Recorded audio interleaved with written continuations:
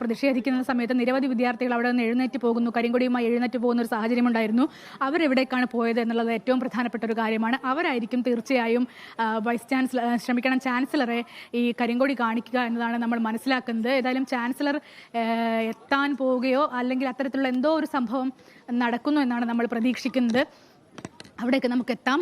ഏതായാലും വലിയ പ്രതിഷേധം തന്നെയാണ് പോലീസ് ഇപ്പോൾ മുൻകൂട്ടി കാണുന്നത്. ഇപ്പോൾ നമ്മൾ ദൃശ്യങ്ങൾ കാണുന്നത് പ്രതിഷേധം നടക്കുന്ന സ്ഥലത്തെ ദൃശ്യങ്ങളാണ്. ദീപക് മോഹൻ ഉണ്ട്. ദീപക്, എന്താണ് ഉണ്ടായത്? SFI മാർച്ച്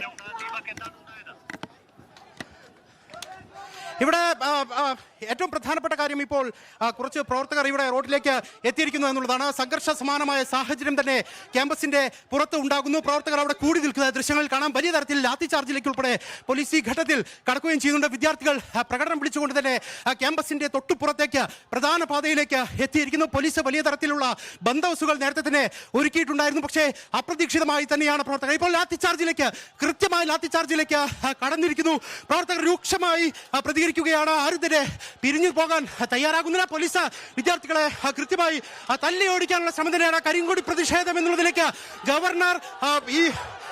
ഗവർണർ വിമാനത്താവളത്തിൽ നിന്ന് പുറത്തേക്ക് വരുന്ന ഘട്ടത്തിൽ തന്നെ റോഡ് ഉപരോധിച്ചുകൊണ്ട് നിരവധി വിദ്യാർത്ഥികളും ഇപ്പോൾ റോഡിലേക്ക് പൂർണ്ണമായും കരിങ്കൊടി പ്രതിഷേധവുമായി എത്തിയിരിക്കുന്നു. ആദ്യഘട്ടത്തിൽ പോലീസ് ഈ പാത പൂർണ്ണമായും ബാരിക്കേഡ് വെച്ച് അടയ്ക്കാനുള്ള ശ്രമം ക്യാമ്പസിനകത്ത് നടത്തി. എന്നാൽ അത് പാളിയിരിക്കുന്നു. രാത്രിയായതോടുകൂടി പ്രവർത്തകർ എവിടെ നിന്നാണ് സംഘടിച്ചെത്തിയത് എന്നുള്ളത് സംബന്ധിച്ചുള്ള ധാരണ പോലീസിന് കൊണ്ടുവരാൻ സാധിച്ചില്ല എന്നുള്ളത് തന്നെയാണ് ഏറ്റവും പ്രധാനമായ കാര്യമായി പറയാൻ സാധിക്കുക. ഇപ്പോൾ കൂടുതൽ സേനാംഗങ്ങളെ ഈ മേഖലയിലേക്ക് വിന്യസിക്കുന്നു. ഗവർണർ അകത്തേക്ക് പ്രവേശിക്കുകയാണ്. ഇപ്പോൾ ഗവർണർ അകത്തേക്ക് പ്രവേശിക്കുന്ന ദൃശ്യങ്ങൾ ഒരു വശത്ത് നമുക്ക് കാണാൻ സാധിക്കും. ഗവർണർ ഈ ക്യാമ്പസിനകത്തേക്ക് പ്രവേശിക്കുന്നു. ഒരു വശത്തു കൂടി ഗവർണർ പ്രവേശിക്കുന്ന ഘട്ടത്തിൽ പൂർണ്ണമായും ആ പ്രതിഷേധം ആ മേഖലയിൽ നടത്താൻ പ്രവർത്തകർക്ക് സാധിച്ചില്ല. പക്ഷേ തൊട്ട് മുൻപിൽ തന്നെ വലിയ തരത്തിലുള്ള പ്രതിഷേധം ഇപ്പോഴും സർവകലാശാലയിലെത്തിയിരിക്കുന്നു. ആ ദൃശ്യങ്ങളാണ് നമ്മൾ സ്ക്രീനിൽ കാണുന്നത്. അല്പസമയം മുൻപാണ് പ്രതിഷേധം ഉണ്ടായത്. അവിടെ പ്രവർത്തകരെ പോലീസ് ലാത്തിചാർജ് വീശുന്നുണ്ട്. അതിനിടയ്ക്കാണ് ഗവർണർ സർവകലാശാലയിലേക്ക് എത്തുന്നത് എന്നതും ശ്രദ്ധേയമാണ്. നേരത്തെ തന്നെ കൂടുതൽ സേനയെ വിന്യസിച്ചിരുന്നു.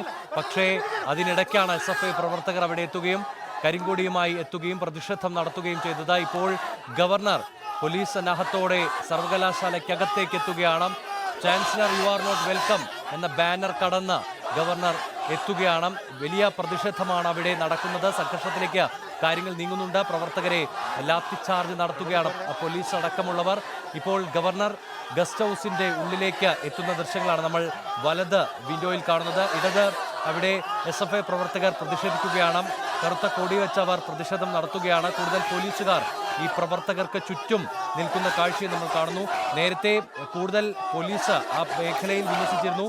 പക്ഷെ പ്രവർത്തകർ എവിടെ െന്ന് പോലീസിന് ഇപ്പോഴും ഒരു ധാരണയില്ല. കൂടുതൽ പ്രവർത്തകർ അവിടേക്ക് എത്തുന്നു. ഈ കറുത്ത കൊടി വെച്ച് അവർ പ്രതിഷേധം നടത്തുന്നു. കൂടുതൽ പ്രവർത്തകരെ പോലീസ് മാറ്റി നിർത്തുന്ന സാഹചര്യം ആ ദൃശ്യങ്ങളിൽ നിന്ന് കാണാം. ഇപ്പോൾ പോലീസിന്റെ ബന്ധവസത്തിലാണ് ഇപ്പോൾ അവിടെ SFI പ്രവർത്തകർ ഉള്ളത്. കൂടുതൽ പോലീസുകാർ അവിടേക്ക് എത്തുകയാണ്. കൂടുതൽ സേനകൾ അവിടേക്ക് എത്തുന്നു.